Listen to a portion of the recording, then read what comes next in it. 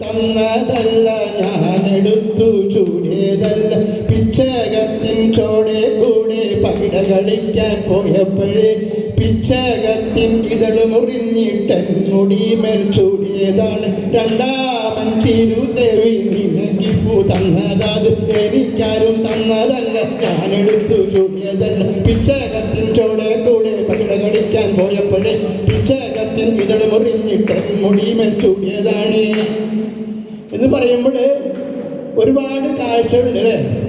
പിച്ചകത്തിന് ഇതൾ മുറിഞ്ഞിട്ട് മുടിയുമ്പോൾ ഞാൻ ചൂടിയതല്ല, പിച്ചകത്തിന് ചോടെ കൂടെ പകിട കളിക്കാൻ പോയപ്പോൾ ചൂടിയാണ്. ഇതാണ് കവിതയുടെ കാഴ്ച എന്ന് എനിക്ക് തോന്നുന്നത്. അങ്ങനെ ഒരുപാട് പറയാനുണ്ടായിരുന്നു. എനിക്ക് ഇനി സെഷൻ അവസാനിക്കുകയാണ്, വീട് തുടങ്ങാനുള്ളത് കൊണ്ടാണ്. എന്തായാലും വളരെ അനുഭവമായിരുന്നു. ഇനി നന്ദി പറയാനായിട്ട് അല്ലേ അത് ഞാൻ കാണും. അപ്പോൾ ഈ സെക്ഷൻ അവസാനിക്കുന്ന നേരമില്ല, സമയം വളരെ വൈകി പോയിന്. അപ്പോൾ നന്ദി പറയുമ്പോൾ നമ്മൾ അടുത്ത സെഷനിലേക്ക് കിടക്കുകയാണ്.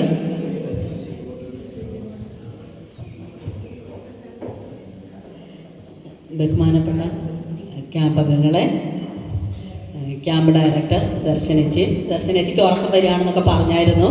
റൂമിൽ പോയി കിടന്ന് ഉറങ്ങണം എന്നൊക്കെ പറഞ്ഞിരുന്നതാണ്. പക്ഷേ ഇവിടെ നല്ല ഉഷാറോട് കൂടി ഇരിക്കുന്നുണ്ട്. ഇപ്പം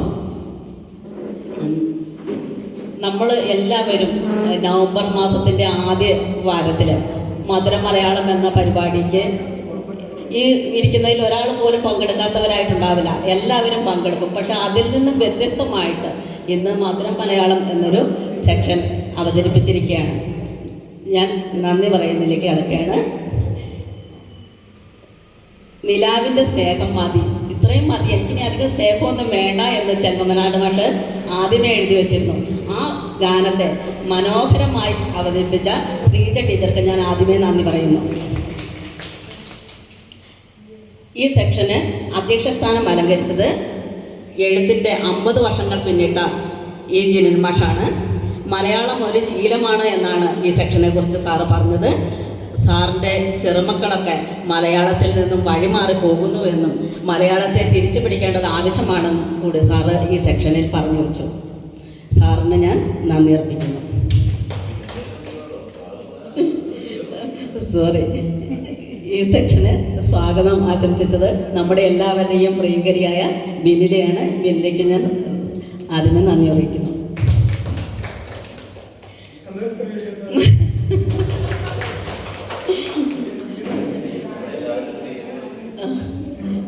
അതെ, എല്ലാവർക്കും പ്രിയങ്കരി ആയതുകൊണ്ടായിരിക്കും കൈയടിക്കാൻ വിട്ടുപോയത്.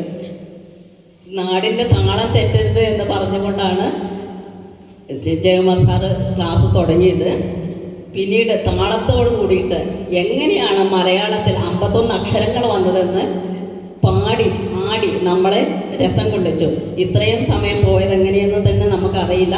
അത്രയും മനോഹരമായി മലയാള ഭാഷയെക്കുറിച്ചും ഭാഷയുടെ ഭാവങ്ങളെക്കുറിച്ചും എല്ലാം പറഞ്ഞ സാറിന് ഞാൻ നന്ദി അർപ്പിക്കുന്നു. ഇത്രയും നേരം ഉറങ്ങാതെ യാത്ര ചെയ്ത ക്ഷീണമില്ലാതെ കേട്ടിരുന്ന ഓരോരുത്തർക്കും നന്ദി അർപ്പിച്ചുകൊണ്ട് നിർത്തുന്നു.